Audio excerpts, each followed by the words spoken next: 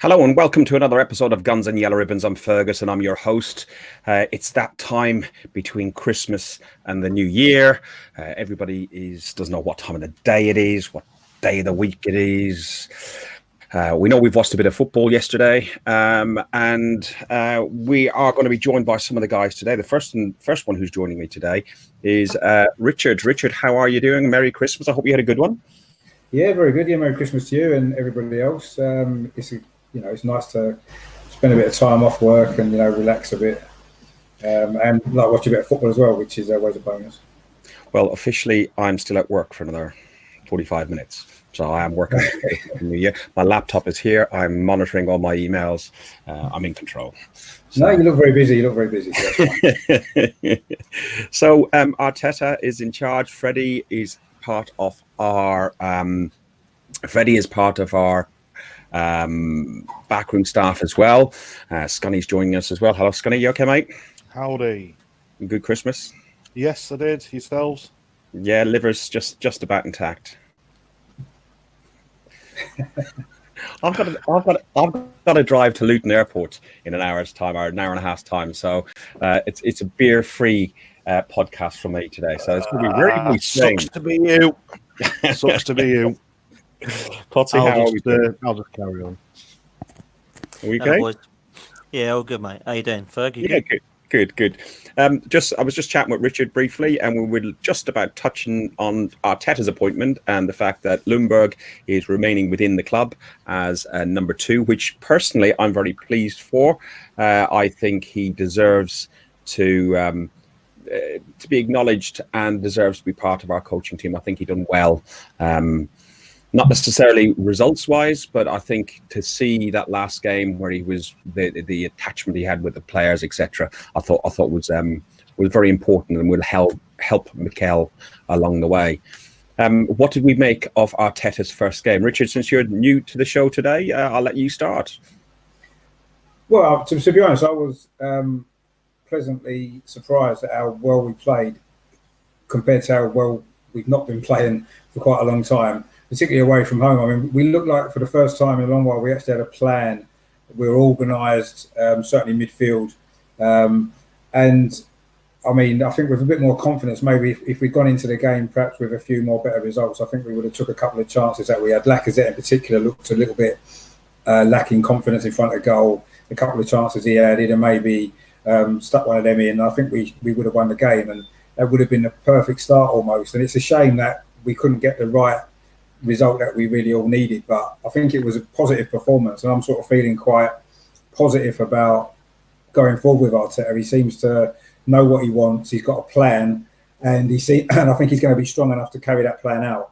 And I think that's quite important. I think that was quite clear in his post-match, which we'll probably touch in casually over this anyway. But his post-match statement on Match of the Day was, that. It's unconditional, that people have to be committed to playing the way he's talking about. And I listen, I watched the game. I thought we were okay. I thought we were better. And I just like what he's saying. I'm not convinced 100% yet, but I do like what he's saying. Mike, thoughts? Yeah. I think I'm sort of with yourself on that one. I'm not overly 100% convinced yet, but it's only his first game. You could definitely see some positives in there. I think Touré was a huge positive with the fact that he was playing in these more natural defensive midfield role, and I thought he had probably the best game I've seen since last season. He hasn't been that great. I think he's been playing we saw him playing that Kante role that Sarri had Kante playing, and it didn't suit him. Now he's playing in his natural position. I think that's better. But there's still weaknesses there. I think I'm going to have to say, I think Xhaka and Ozil had quite a decent game as well. I won't say great game, but they had a decent game. And so you could see there's some definite changes in the actual squad itself and the way they're playing. It's just going to take a bit more time. Potsy, a lot of youth starting. Nelson started, and Willa came on off the bench for Ozil. What did you make of Mike touched on? What did you make of Ozil's performance? What did you make of Xhaka's performance? And what did you make of Nelson and Saka, both new young kids starting, lining up? I think the main thing was the kind of like off the ball stuff. I think the off-the-ball stuff was a lot better, and I think that Arteta's managed to get that kind of ground into some early days. I mean, we can only go by this one game with what Arteta's done. I was quite impressed with the fullbacks, both Maitland-Niles and Saka. I think there's a little bit of Man City going on there when you look at what Kyle Walker and Mendy were doing under Pep. I think that's exactly what Maitland-Niles and Saka were trying to do under Arteta. Obviously, when midfield have the ball, they seem to then kind of go into that midfield role, which is what Pep Guardiola has tried to install in Man City going forward the last couple of seasons, and Arteta's trying to do that. I didn't think that Saka was bad at all. I liked what Mike said about midfield. I think personally that's the best midfield three we've had all season. I thought Ozil was great. I thought Xhaka was great. I thought Torreira was fantastic. Man of the match for me. The only thing I'll say about Xhaka for the goal, I don't know what he's doing there. Backing off. Just go out to him and attack, but he didn't. So he allowed him to cross it and they put it in the back of the net. I thought that Nelson was... Listen, Nelson tries, but he's just not very good. That's the problem with Reece Nelson. He's not good enough for Arsenal. He's not good enough for Arsenal. I'm going to have to agree with Dan. I just don't think he's not... To say that he had one job to do and he had a left-back, a very inexperienced left-back to go against, I don't think he did a great job. He ran past him a couple of times, don't get me wrong, but his crossing and his cutting inside, I don't think it was that great. And I honestly think Nelson, he needs to either pick it up or he's going to have to be shipped out. I just don't think the last two games I've seen him, he's not been brilliant, and he's played the last two games. Okay, I actually quite like the lad. I think he's got a lot of pace on that wing, and I think he's quite threatening. I think, yes, he looks a little bit out of his depth. I'll agree with you in that sense. He looks a little bit out of his depth, but I quite like the guy. The question probably more so is... about Aubameyang or Lacazette. Aubameyang scored his 12th goal of the season, and he has scored 8 of those away out of the 11 away goals that we've scored. So we'd be screwed without Aubameyang. Yet again, Lacazette was played in the middle. How would you put the formation, Richard, with Aubameyang and Lacazette? What would you do? I think you need to play them together probably, because Aubameyang out wide he makes good movement and he makes them sort of late runs into the box and gets on the end of stuff. But a lot of the time he's not involved in the game because he's in a position where he can't influence the game enough. I think Lacazette for me isn't playing particularly well, and I would maybe put Martinelli in there when he's fit anyway, and have Martinelli and maybe Pepe if he's going to. I don't know if there's an issue with him there. He's not starting games, but he looked good when he came on yesterday. So that, to me, would be a good front three. I don't think having Lacazette and Aubameyang together doesn't work. I don't know. But it's to me, out of the two, you've got to have Aubameyang in the middle where he can influence the game, he can get on the end of things, and he's more likely to get you a goal. And that's, we've been lacking, particularly away from home, like you just said there. I mean, he scored 8 of our 11 away goals. We've got no midfield players making third runs into the box like Ramsey used to do. So we need Aubameyang in there to get on the end of stuff. Otherwise, no one else is.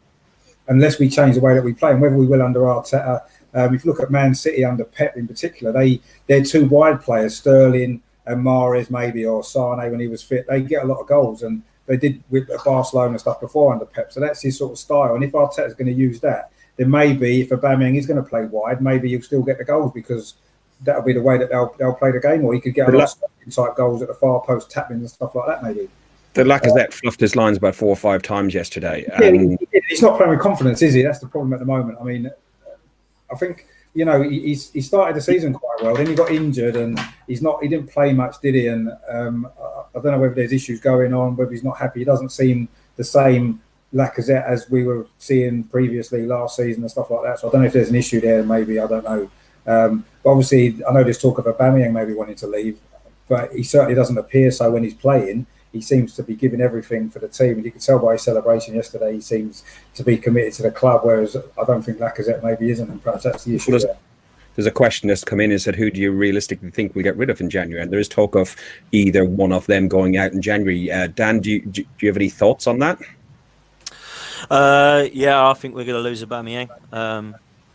The thing is with Aubameyang, I think he's checked out. I think he has. Richard said he's given 110%. I think that's the thing with Aubameyang, he scores. And even if he's not got the right attitude, he'll still score.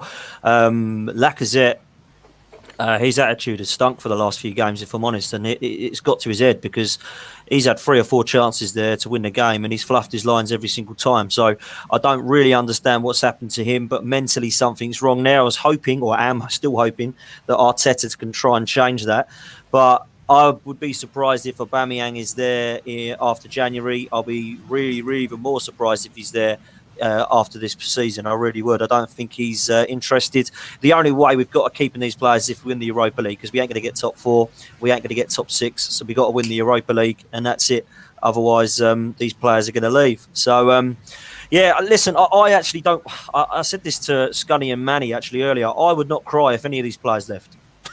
I really wouldn't. I've got no loyalty to these players. I don't look at these players and go, wow, we cannot lose this guy. We cannot lose this guy. If we lose Aubameyang, we're probably not going to score as many goals, but I really don't think we're going to be too far different because we'll just bring someone else in who can slot up a few more home. I just don't actually think that these players are exceptional world class that some of these other fans do, but that's just me.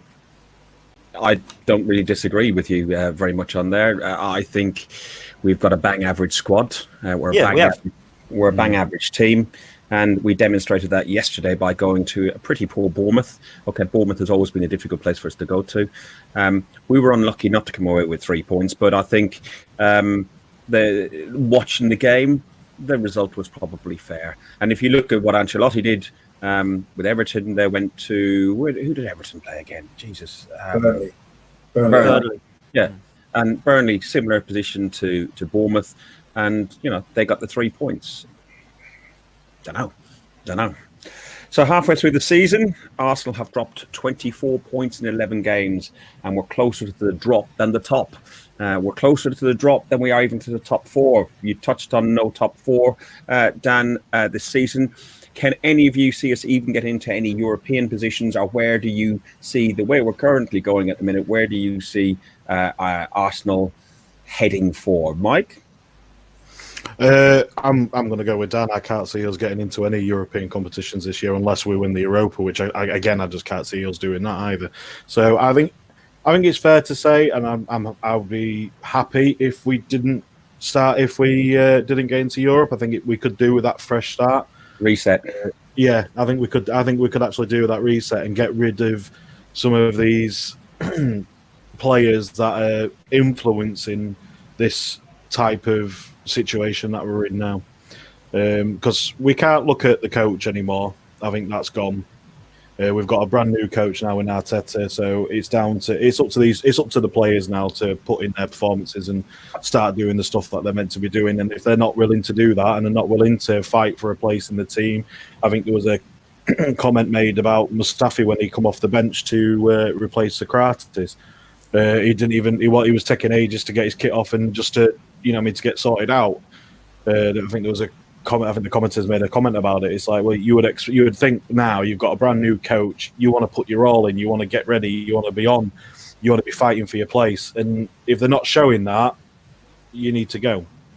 We need people who's going to fight for the team. We need someone who wants to play for Arsenal. Agreed, 100%. And if in my view, if a player doesn't want to play for Arsenal and doesn't want to put the shirt on and give 110%, I really don't care. Like Dave has mentioned, without football would be quite nice. Yes. Yeah. It goes to what Dan was saying as well. It's a case of now is that I don't think anybody would be bothered whoever goes out of this squad.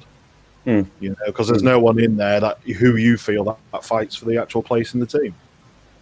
Do you not think though, if we don't get into the top four, which we're not going to do, or if we don't win the Europa League, I don't actually want to see us in Europe next week. I don't want to go and play Maccabi Haifa at 6 o'clock at night. I'd rather just be out of it and concentrate on the league. I know that sounds a snob. It doesn't sound a snob thing to say because we have been, we've been privileged with Champions League football for so long, it seems. But the last 3 seasons has been so unenjoyable. And we got to a semi-final and a final. We should be really happy. We should be to the stage of, oh, wow, we did so well. No, I don't care about this situation. This Europa League is a waste for me. Mike Congalva says, no Europe, Boston Ozil as we know him, says no Europe hurts us more than we even think. Even with the Europa League, we get some injection out of Europe. Owners will have to dig into their pockets, which he doesn't see happening. Fears that if we are out of Europe completely, it could be a really bad thing for us, and it's hard to interest other players and attract players. I get what I get what you mean, Mike, but I actually disagree because if you look at Chelsea and Liverpool, both done periods Man United did periods outside of European football for a year or so, and with the new manager, I think it gives us the opportunity to have a reset and a rebuild. Richard, do you think anything differently, or do you disagree or agree? I mean, to be honest, I think all this saying we can't get in the top 4, we can't get in the top 6 is too early to say that. We're not that far off points wise. And I think if we can get some good results over these next 2 games, which against inconsistent teams as well, that are above us in the table, we're right back in the mix for it. I think we can get top 4. I don't think there's any reason why we can't. I mean, obviously, Man City and Liverpool, that's 2 places gone. But the other 2 places, I think, are up there to be had by pretty much most of the teams in the top half of the table. And you think a lot of teams above us, Sheffield United are going to probably drop away in the second half of the season. If Wolves keep going in the Europa League, I think they'll drop away as well. I don't think their squad's big enough. So that's 2 teams above us that's going to maybe drop down a little bit. I think we're going to get some momentum going now with Arteta and, in the second half of the season as well. And I don't see any reason why we can't get top 4, certainly top 6. I don't see any reason why we can't do that at all. And it's not that I don't want it. Yeah, it's not that I don't want it, Richard. I'd love us to get top 4. I think it'd be great, back in the Champions League, and I think it'd be brilliant. I just think that at the minute, I just don't think we sort of deserve it.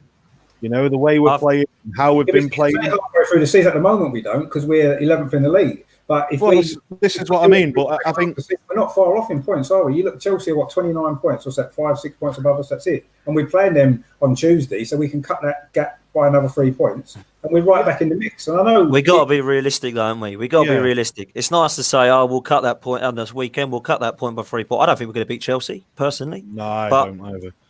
But we can do. It's at home as well, isn't it? And they're away from a lot better than their home form. Whoa, one at a time, because otherwise you can't hear it properly on there. Go on, Mike. Say what you're saying. What I was saying is we're playing Chelsea, and their away form is better than their home form. So yes, it is. It's a case of I can't see us beating Chelsea either. Richard, you were trying to say something as well? Well, I mean, I know it's difficult to say. I mean, over 90 minutes, if we get our act together at home, we can probably beat most teams. And I don't think Chelsea are anything to be worried about at the moment. They've lost probably 4 or 5 recent games as well. If you look at the last sort of 10 games, they probably haven't got that many more points than we have. So I don't see any reason why we can't beat them. I don't know if we will. I'm confident we can. And if we do beat them, then we're right back in it again, aren't we, for the top? So we're halfway through the season, 19 games in, and we've only won 5 games, and you still think we can get? Well, we've only lost 5 as well, haven't we? Yeah. So we got Man City have lost 5, I think, or 4 or 5. So. Richard, you're normally half empty. You're so positive today. I know. I don't know whether it's just that Arteta's he's won me over yet. I think I don't know what it is. Christmas, mate. It's Christmas spirit. Yeah, don't worry about that.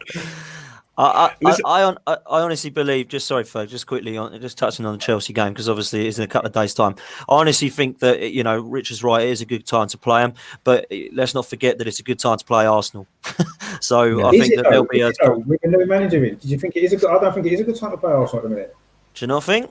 No, I think it would have been a good time 2 weeks ago, 3 weeks ago. Yeah. Definitely, anybody would have wanted to play us. I think now, having seen the game yesterday as well, and what Arteta's saying, looking at the bits and pieces of the training and stuff like that, I think it's a bad time to play Arsenal now, because I think we're going to start pushing on. You're going to the game. Are you up for it on Sunday? Yeah, I'm up there on Sunday. Yeah, I'm up No, there. but are you up for the game? You know, like when we go to North London Derby, you go to a game. Are you now up for that game because of like the Arteta bounce and stuff? Are you still flat as? I don't know. I didn't see enough yesterday to get me too excited, boys. I don't know. Maybe I was watching a different game, but 17 fair enough. shots. 17 Yeah. shots on target. Didn't Sorry, win though, did 17 we? shots on goal versus their 12, 2 on target.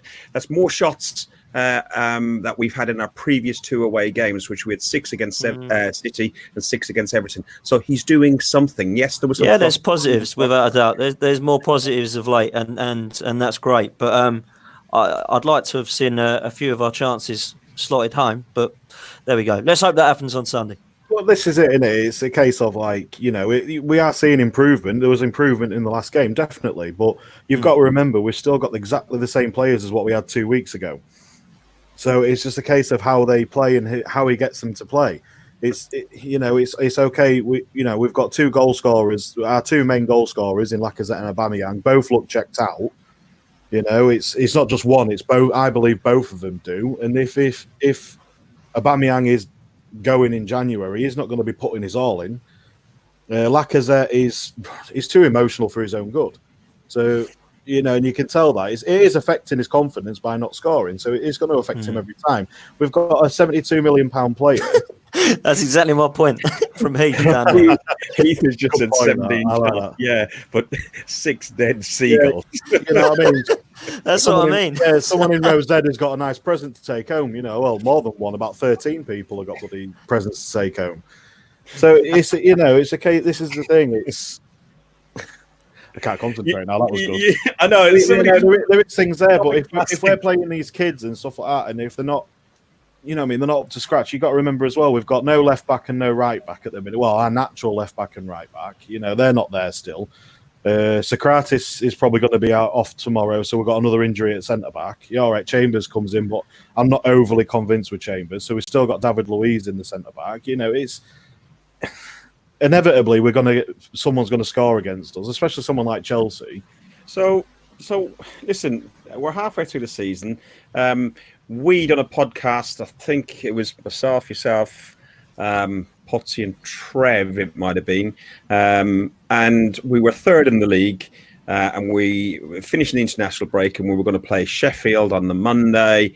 Then we were going to play a few other games, and might even been Manny might have been on that one, and said he didn't expect more than 2 points. When did the season start to slide? Was it that Sheffield game? Was it Watford away? When did it go? Dan? I think I remember sitting there talking about how many points we all thought we were going to get when the Sheffield United game started, and that was the one that I thought we might have nicked a point, and I was expecting us to draw against Palace and Wolves, which we did, and lose to Leicester, which we did.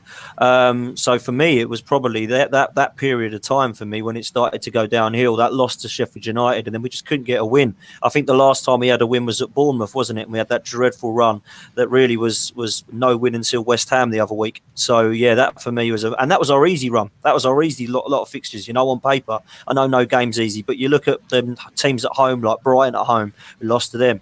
Palace at home, drew to them. Wolves, we're all leading in all those games, and we dropped all those points. So Southampton as well at home, that's just relegation form. So for me, that was the time where it slipped for me, 100%. Rich? Yeah, I think I said last time I was on about, I think that the season seemed to fall away from the Sheffield United game. We hadn't been playing well before that break. We were 3rd in the league, as you said, but I don't think we'd been convincing any game up till that point anyway. And we lost to Sheffield United, and that just seemed to, whether it was a confidence thing, whether the players just stopped responding to Emery, I don't know what it was, but you could tell that the drop from that game for pretty much onwards really is when the seasons fell apart really from that point of view. But again, having said that, there's been a lot of draws in there. Now, even when we've not been playing well, we've managed quite often to scramble a draw. Yeah, you could say they're games we should win, Southampton at home, Crystal Palace at home, etc. We've come out of these games with draws, and if we'd managed to win half of them games that we've drawn, we'd be up with Chelsea now anyway. So it isn't as bad as it could be. Realistically, we're actually in a better position maybe then we perhaps deserve to be in terms of a lot of our performances. We've scraped a few results that we perhaps shouldn't have done. On the other side of that, obviously, the Bournemouth game, we perhaps was the other way around. We perhaps didn't get what we should have done. But I think overall, bearing in mind everything that's happened through the season, we've had 3 different sort of managers in, how a head coach, if everyone look at it. And it's been a traumatic season. And here we are in a position where if we win our next 2 home games, which is possible, we'll actually be right in the mix again for the top 4. And, to me, that's got to be a positive, whatever way you look at it. And I know we haven't won the games yet, and let's not get too carried away. But, we've got 2 home games, which I say against inconsistent teams, that we've suddenly got a little bit of momentum now going with a new manager. I'm reasonably confident that we can turn over United at home, especially whether it'll be a full house or not, I don't know, because it's a Monday night after New Year, people nursing hangovers and having to work the next day. It's just absolutely atrocious timing by the TV companies again to the 8 o'clock in the morning. Now, I can't go because I've got to go to the airport at 4 o'clock the following morning. So I've actually got Arsenal fans in my seat, so that I'm happy about that. But the Chelsea game worries me a little bit. I think I'll take a draw now. I'd like to. Mike pointed out their away form is better than their home form. They lost 2 or 3 on the bounce at the Bridge. Yet again, the young team that they've got seems to respond really well from home. Tammy Abrahams, I think, could rip us a new one. Mason Mount hasn't been great recently, but I do worry about that. And I'd take a draw now. So the next. Do you not think, though, Arteta's first home game, that he's going to get them players fired up for that? And I think they'll be fired up anyway. That's what I'm hoping. And I think that under ordinary circumstances, maybe I would agree that it could be a tricky game for us. And I'm not saying it's not going to be, but, our recent record at home against Chelsea is quite good anyway. Last sort of 3 or 4 seasons, we've done well against them at home anyway. I think with its first home game, Arteta's first home game, I think everyone's going to get a lift. I think the atmosphere is going to be a lot better. That's what I was going to say to you, the atmosphere, because the Arteta reaction from the fan base has been mixed. I think most people are trying to get behind the man and trying to support him. And as we said earlier in this podcast, we like what we hear and we like what we see, but I think a lot of us are still quite unconvinced. I'm not anti-Arteta by any means, shape or form, but I think people found it a slightly underwhelming appointment, although he speaks a lot better than his appointment and his previous. Can I just say evening? So, you know what I did hear today? I was on Talk Crap, but there was players were physically ridiculing Emery towards the end of it, just ripping the piss out of him completely. There's something wrong with this dressing room. I don't like the feeling in this dressing room. Senior players need to go, mate. That's the problem with the dressing room. The senior players need to get rid of them. Yeah. It's these players that are causing these rifts and causing the big attitude players that are causing these problems. That do need to go. We need to get rid of that. I think it doesn't help. I still think it doesn't help that we've got no real leader in our team. If we had a Tony Adams in our team, and if he heard stuff like that, you can guarantee that person would probably be up against the wall. Yep, I agree with Scanning. There's no leaders. And that's the issue. We have no leaders. We need a leader in that team. Well, one guy there's a lot of talk about this kind of little French connection with the Lacazettes and Aubameyangs that don't get on with the little kind of clique which is between Ozil, Mustafi, Kolasinac, Xhaka. Just get rid of them. If they're not going to get on, then just get rid of them. And Ozil needs to go. So does Xhaka. So does Kolasinac. So does Luiz. So does Socrates. And Aubameyang and Laka need to go as well if they're not going to be interested in getting involved in the Arteta way. And let's hope that Laka and Aubameyang do stay. I want them to stay. I don't think they're going to, but I'd like them to stay. But I'd happily let the others go. I think the others are just nightmare, absolute nightmare players. I think we'll keep one of the 2. I don't know if we'll lose them in January. We'll lose one at least in the summer. Somebody I do hear a lot about going is Granit Xhaka. The club are actively looking to move him on. It's been well reported that he's taken a contract offer from Hertha Berlin. It's just now. He's agreed he's agreed the contract. He's agreed a contract with them, but it's now down to the transfer fee, how much they're willing to pay. The original offer was 25 million euros. We wanted 45, but I believe that we, again, with the device, we get our money back happy days. We're not. We're going to take a loss, but it'll be a small loss. But we will not let him go until we identify somebody who to replace him. I think there's a guy in row 12 of block 110 that could probably do it. I think he's got one leg and the other one's wooden, and I think he could replace him. What is he, a pirate? Yeah. He's got a hook and everything, and a patch. Listen, we're halfway through the season. It's the end of a decade. Richard, you've done a couple of really good posts on Arsenal Fans Forum, and you've done on Proper Arsenal as well, on some of the Facebook groups. And there's a couple of questions that we thought about asking. Like, who has been, in this season, who has been our best player? Mike, you go first. Who do you think our best player was so far this season in 19 games? You can include Europe as well. Sorry, I've done this. You can move. Potsy, do you want to jump in? Easy, isn't it? I think it's easy, personally. There's only one. Leno. That's it. Yeah. Next. I was going to say either it was a choice of Martinelli or Leno just for the Martinelli cup games, but I agree. Leno has kept us in it. If it weren't for Leno, I think we would have, that goal difference would have been terrible. Not Guendouzi? No, not this season. He's been awful. Mustafi? Don't you dare. He nearly did. Don't you dare. So we've also got, all the way from the North Bank, we're going to be joined by Johnny with no trousers on. Johnny from the North Bank, how are you? I'm finally here, is how I am. Yeah. Well, we've done all the depressing stuff. We've talked about how awful the season has been, when it all slipped away. We looked back at the Bournemouth game. We looked at the number of shots we had and versus the number we had on target. We're actually now looking at, excuse me, we're looking back on half of the season, and we're looking back at who your best player of the season is been so far. Really? Oh, God. It's like choosing the best of a bad bunch at the moment, isn't it? It is a difficult one. It is a difficult one. Everybody's had their ups and downs. Not one person has really outshone everybody. Possibly Aubameyang, but even then, lately he's been a bit moody and stuff, so I can't really even say that. I just think they're all pretty much all up and down. Rich, your one? Well, it'd have to be Leno. He's just been the most consistent player, hasn't he, through the season so far. Obviously, Aubameyang just for his goals. Again, it's only Vardy scored more goals than him. So, and that's in a struggling team. So that's got to be worth a little bit more, possibly as well. So I would say it's out of those two, but Leno probably just shading it at the moment. What about Mustafi in his Europa League performances? I think Mustafi's had a reasonably good Europa League, don't you think, Mike?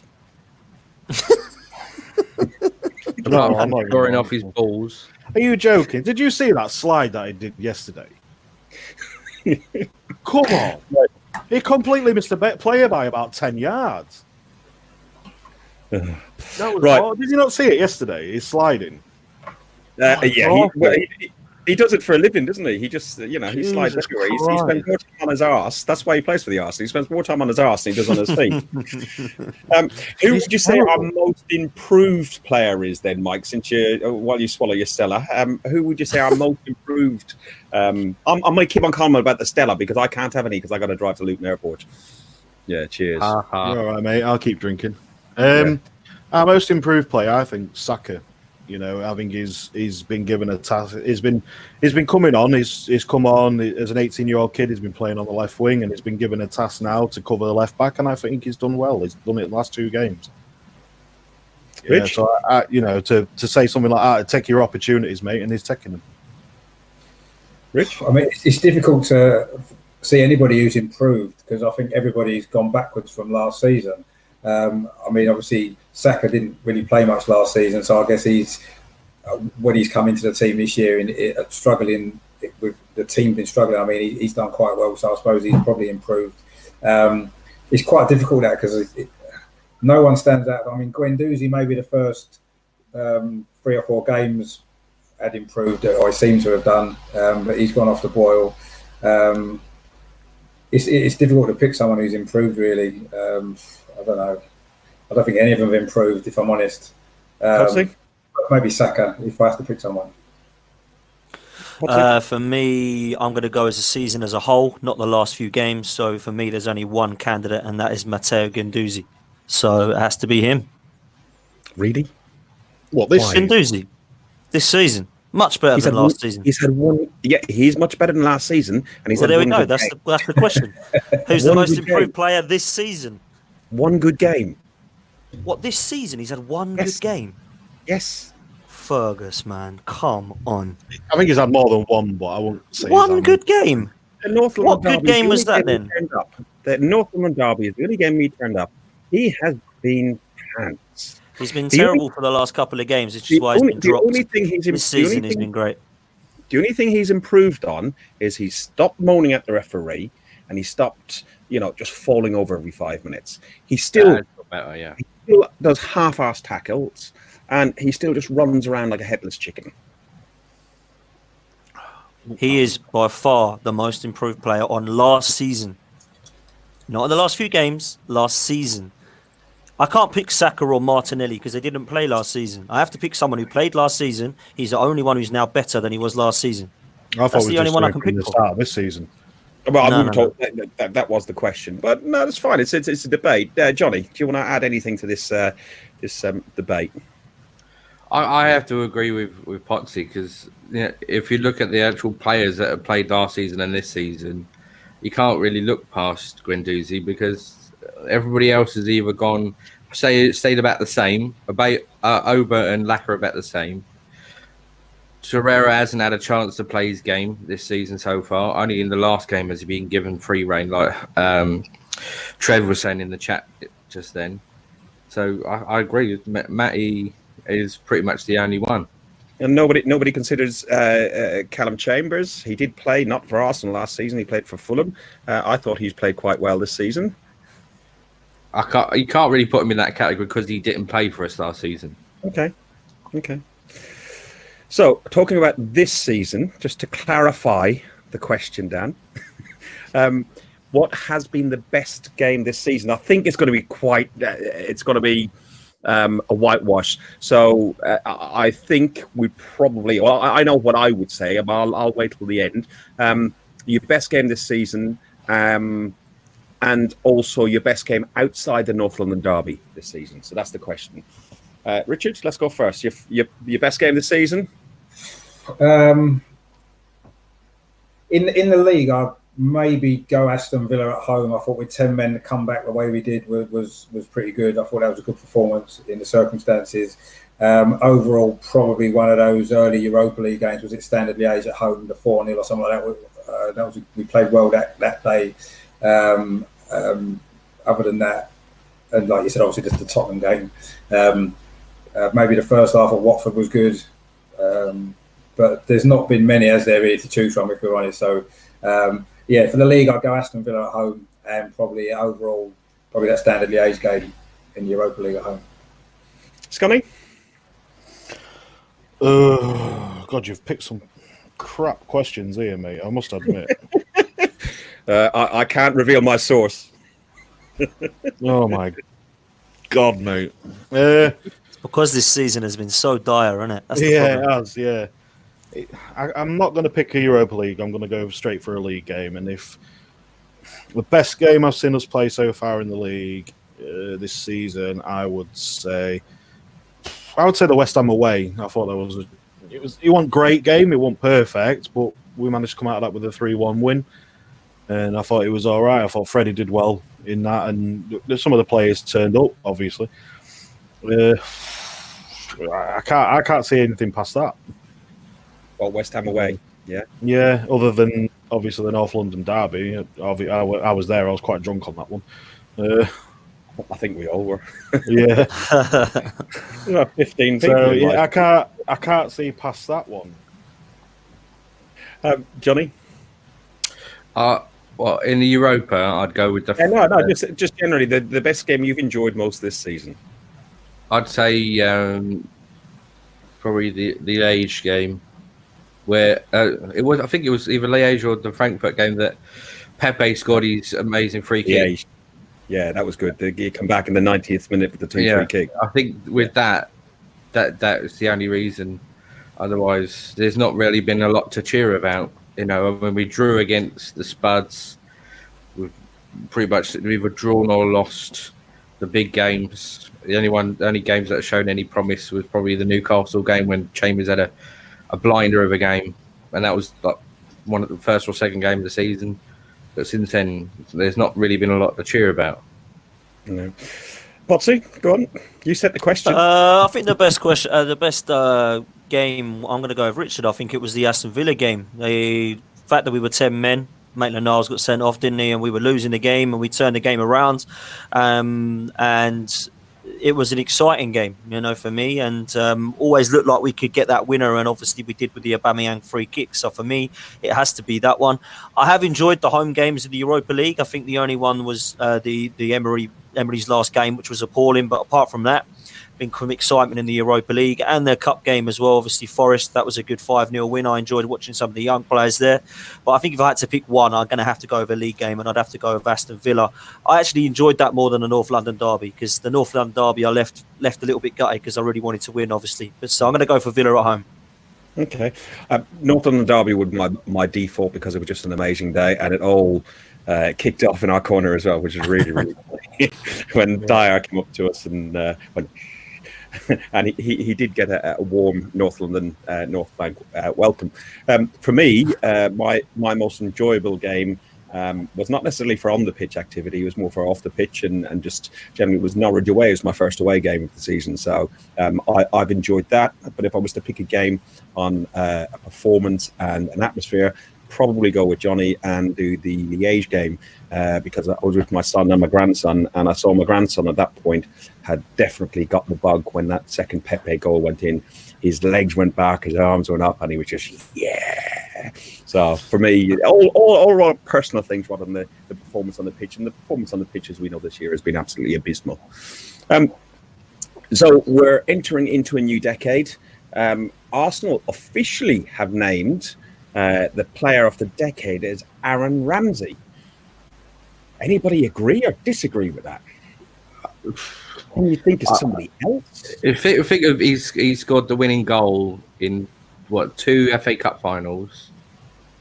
So in terms of his contribution to actually winning stuff, I mean, he's had an up and down period. He's the only player that he spent pretty much the whole time with us, the whole decade. So I mean, he was one of the longest serving players. So I mean, what else is the criteria? I mean, you can't pick anybody like Walcott was around for a long while. He didn't really win anything with us. Santi. He didn't contribute. What was that, Mike? Santi Cazorla was with us. Yes, Santi. Yeah, well, Santi left a few years ago. That's the problem. Whereas Ramsey only left in the summer. Well, what did Santi leave? 2 seasons ago. He didn't play for about 2 years before that, did he, because of injury? Yeah, they still had a better season than Ramsey. Bloody hell, Fabregas was with us 18 months in that decade. I thought he had a better bloody 18 months, and Ramsey did having 10 years. Like I said, he's had up and down time. I mean, I was one of his biggest critics for giving away the ball and trying to do things that are too complicated and rather than keep it stupid. Sanchez was with us. As much as we criticise him and hate him, he scored a hell of a lot of goals. But on that basis, you wouldn't pick Alexis over Aubameyang because Aubameyang scored more goals. Well, I'm just saying over the last decade, but it's the thing, innit? I don't personally agree with the Ramsey one. I just think that's... What about BFG?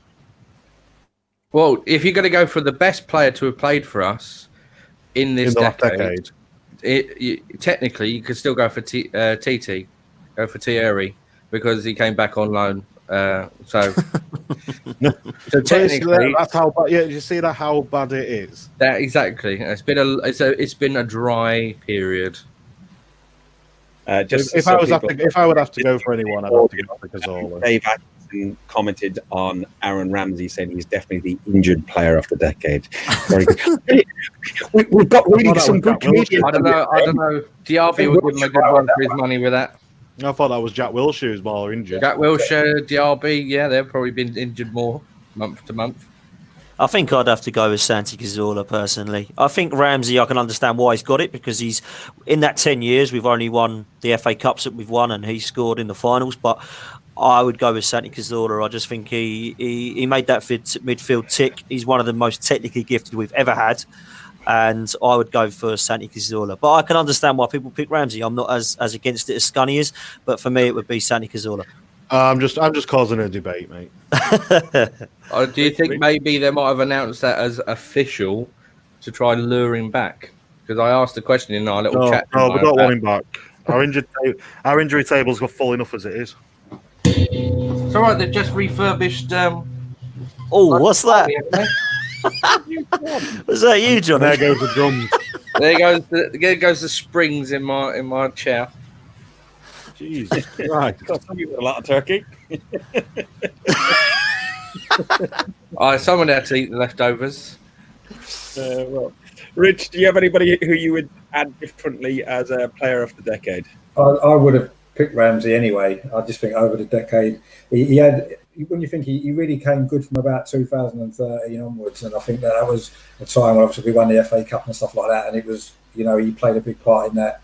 Probably the best player we've had has probably been Sanchez or Cazorla, but I think if you're given the player of the decade, it should be Ramsey, because I think over the whole decade he contributed the most. And just off the cuff as a final one, can anybody think of what their game of the decade has been? 5-2 against Spurs. Okay. Dan? That's a great question. When was that? 2012? 2013, something like that. Yeah, because I think I'm going to go for that one as well. Just it was between that 5-2 and the 4-2 last season. I loved the 4-2 last season with Torreira. That was quality. Yeah, but it's got to be a North London derby, so I'm going to go with Johnny. The 5-2, the first one, no, not the second one. The first one with the Walcott goals. That was the one for me. Yeah, definitely. Well, we went injured. Yeah, Rich, He went off then the Mike. bench. Who would you choose? I don't know. I'm just thinking. I'm going to maybe try and go for something different than the North London derby. I'm just thinking, was it that 5-2 against Chelsea where Theo Walcott ran Ashley Cole ragged? Was that Was that this decade? I can't remember. Yeah, It's the 10 same years. season as that 5-2 against Tottenham, isn't it? It was. I think it was. Yeah. Yeah. Was it this decade though, Richard? Can you remember? Yeah, I think it was 2000. Yeah, he absolutely ran Ashley Cole ragged, and I can't remember who their manager was at the time, but was it? No, it wasn't Mourinho. And nobody got the Chelsea FA Cup final. When we went into the City semi-final and then the Chelsea FA Cup final, and both of those into Wembley as underdog, and we ended up picking up the cup. that was a close second for me. The Chelsea final FA Cup. That was a very close Agreed, second. yeah. But North London derby is just the best, isn't it? It's North London Yeah, derby. I think even if you've got a boring 1-0 North London derby, the North London derby is the day, isn't it? It's not even the game on the pitch normally. At half the time, it's the day. I can go back time and North London derby will take everything. I was just trying to think of something different. You could also look at Burnley, the final game of the season with Mercy Arsene. It was an emotional day, but that's got to go down as a game to remember this decade. What about the Barcelona at home? Oh, there we go. Just exactly I think that was what I put on the post I put on the forum. Actually, I think that was number one for me, just because at the time, coming back from 1-0 down against Barcelona was a massive game. That second half was probably one of the greatest 45 minutes I've ever seen. So to win that game, that was probably one of the big standout ones. I mean, personally for me, the 2014 FA Cup final was my highlight of the whole decade, just because it was the first time my son had seen us win a trophy, and that was a great day for that on that sort of personal level. But I think one of the standout games was that Barcelona one, definitely. Yeah, was that it? I just in the League Cup as well, when we was 4-0 down after about 25 minutes and won. So that was quite a good game as well. Yeah, someone just made a good comment in the live comments I've just seen here. Is it Michael Harniman? Sorry, I can't see it very well. Yeah. I've had a few beers. But beating Hull to win the FA Cup from 2-0 down. That was another good game. Yeah. Because all a free kick, wasn't it? Yeah. That's what kicked it off, I think, yeah. Who got the winner? Was that Ramsey. Ramsey. is that the one line on the pitch? Yeah. Doing his Charlie George celebration. Listen, we've had some good times over the last 10 years. We're going through a bit of a barren spell at the minute, and I think we've put it on the forum before. Enjoy that beer, Mike. We put it on the forum before that football and supporting a football team is all about cycles. At the moment, we're quite low down in our cycle, but we will come back round and we will rise to the top again. Whether we can rise and be challenging the likes of oil-rich Man City, oil-rich Chelsea, and possibly Liverpool as well, with some of the Yank Tank stuff that they've got in there. We shall see. Right, I think we should call this a day. I've got some cold meats, some salad, and some mashed potato. It's just something that you do at Christmas. You just eat a whole lot of food over and over and over again. Leftovers, yeah. So I'm going to do some of that before I head off to the airport and drop my friend off. I'm helped him out, and then I'm going to have some of that beer that he's got right there. So, boys, thank you very, very much for joining us. I do wish you all a happy New Year. We will speak. I'll see some of you on Sunday beforehand for a couple of beers.